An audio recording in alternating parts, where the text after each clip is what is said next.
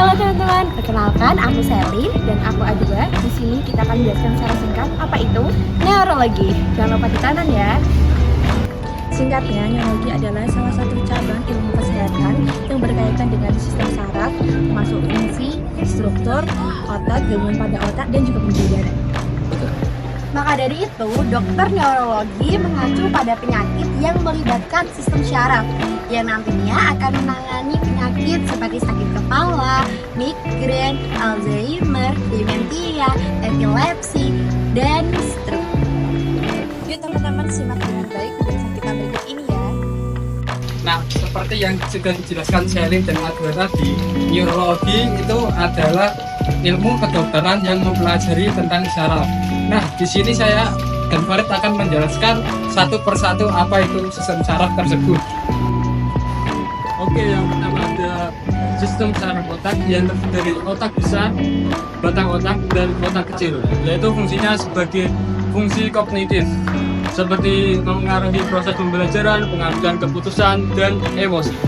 Yang kedua adalah sistem saraf otonom yang terdiri dari otak, saraf simpatis, tulang belakang, dan saraf parasimpatis. Saraf-saraf ini berfungsi sebagai untuk bernafas, berpikir, mengingat, dan yang lain-lain. Kemudian berikutnya ada sistem limbik yang terdiri dari talamus, hipotalamus, amigdala, dan hipokampus. Sistem ini berfungsi untuk mengontrol rasa takut, emosi, dan perasa-perasa yang lainnya. Nah, gimana teman-teman? Sudah paham kan mengenai penjelasan tentang syaraf-syaraf yang sudah dijelaskan oleh Farid, Bayu, dan Julian? Sekarang kita masuk ke praktiknya yuk!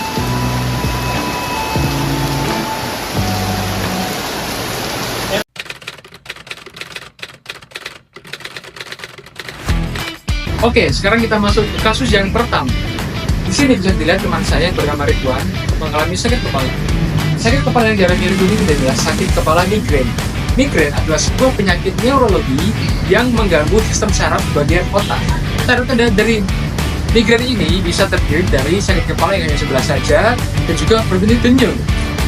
Kemudian biasanya bertahan selama 2 jam sampai 3 hari.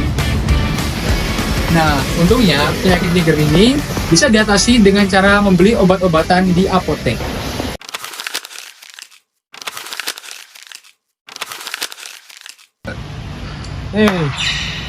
Eling aku tahu ora. Sebenarnya, kita jam deh kau.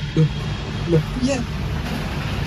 Oke, lali nih kau kan bareng kok. Parah. Untuk kasus selanjutnya adalah Alzheimer. Penyakit Alzheimer adalah salah satu ciri penyakit neurologi degeneratif yang menyebabkan penurunnya kognitif dalam berpikir, berbicara, dan mengingat.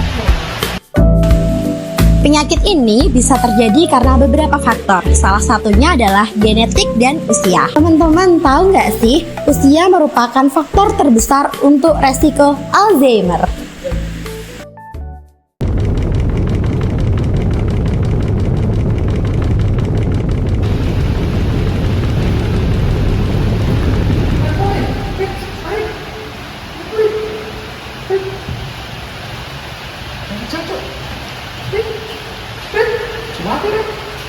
Untuk kasus selanjutnya yaitu epilepsi. Epilepsi yaitu penyakit yang terjadi yang berpengaruh pada sistem saraf pusat pada manusia yang menyebabkan kejang-kejang. Kejang secara berulang yang terjadi dalam satu waktu ataupun di waktu yang berbeda. Penyebab epilepsi dari banyak faktor seperti kerusakan pada sistem saraf pada manusia, gegar otak, terus juga ada stroke, dan juga terlalu banyak mengkonsumsi alkohol, bahkan kurang tidur. Cara mengatasi epilepsi yaitu dengan cara minum obat anti epilepsi dan juga melakukan terapi lainnya seperti meditasi atau olahraga secara rutin untuk mengurangi stres. Ada beberapa kasus penyakit neurologi memang susah disembuhkan, apalagi jika keluarga memiliki riwayat penyakit syaraf.